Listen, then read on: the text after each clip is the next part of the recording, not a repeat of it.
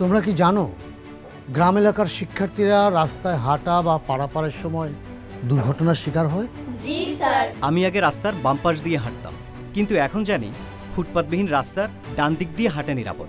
রাস্তা পারাপারের সময় প্রথমে ডানে, তারপর বামে এবং তারপর আবারও ডানে বামে তাকিয়ে গাড়ির নিরাপদ দূরত্ব বুঝে রাস্তা পার হতে হবে। ফুটপাত থাকলে রাস্তার দুই পাশ দিয়ে সারিবদ্ধভাবে যাওয়া আসা করা যায়। রাস্তার মধ্যে খেলাধুলা করা ঠিক না। তাছাড়া আমাদের চেয়ে যারা ছোট তাদেরকে পথ চলার সময় তাদের অভিভাবকদের ডান দিকে থাকতে হবে। ঠিক। রিক্সা ভ্যানে যাতায়াতের সময় শিক্ষার্থীদের অনেকেই ভ্যানের বাইরে তাদের পা বের করে রাখে, এতেও দুর্ঘটনা ঘটতে পারে। আবার গ্রামের রাস্তায় অনেকে গরু ছাগল বেঁধে রাখে, এটাও সড়ক দুর্ঘটনার একটি অন্যতম কারণ। স্যার, আমাদের চেয়েও অনেক ছোটরাও আজকাল রিক্সা ভ্যান চালায়। ঠিক, নাবালক অর্থাৎ অপ্রাপ্ত বয়স্ক চালকদের দিয়ে কোনো গাড়ি চালাতে দেয়া যাবে না।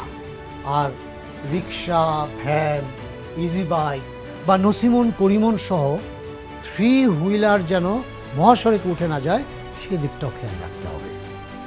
স্যার, রাতে গ্রামের রাস্তায় চলাচলের জন্য তো আলো দরকার। তুমি ঠিকই বলেছ। রাতে গ্রামের রাস্তায় চলাচলের জন্য টর্চ, মোবাইল বা অন্য কোনো আলোর ব্যবহার করা উচিত। তাহলে এখন থেকে আমরা